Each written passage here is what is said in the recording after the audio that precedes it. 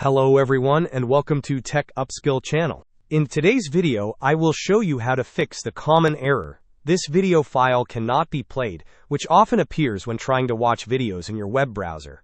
And now let's get started.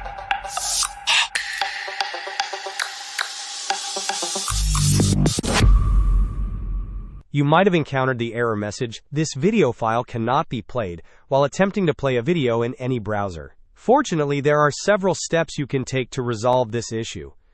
First, it is essential to ensure you have a stable and robust internet connection. Sometimes, a poor connection is the culprit behind video playback errors. If you have a good internet connection but are still experiencing the problem, your next step should be to restart your router.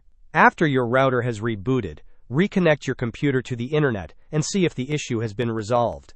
These are the initial troubleshooting steps you should try. If the problem persists despite these primary steps, we can move on to flushing your DNS cache. To do this, open the command prompt. In the search bar, type cmd. You should see command prompt as the best match. Right-click on it and select Run as Administrator. If a user account control prompt appears, click Yes or Continue. Once the command prompt window is open, type the command ipconfig /flushdns and press Enter. You will then see a message confirming that the DNS resolver cache was successfully flushed. Following the DNS flush, the next step is to reset your Winsock settings. In the same command prompt window, type the command netsh Winsock reset and press Enter. After you press Enter, you should see a message indicating that the Winsock catalog has been successfully reset and that a computer restart is required.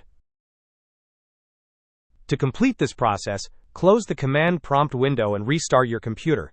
Then, try playing a video in your browser again to see if the issue is fixed. In the event that you are still encountering problems after these steps, a common solution is to disable hardware acceleration in your browser. If you are using Google Chrome, click on the three vertical dots in the top right corner of the browser window and select Settings. On the left-hand side of the settings page, click on System.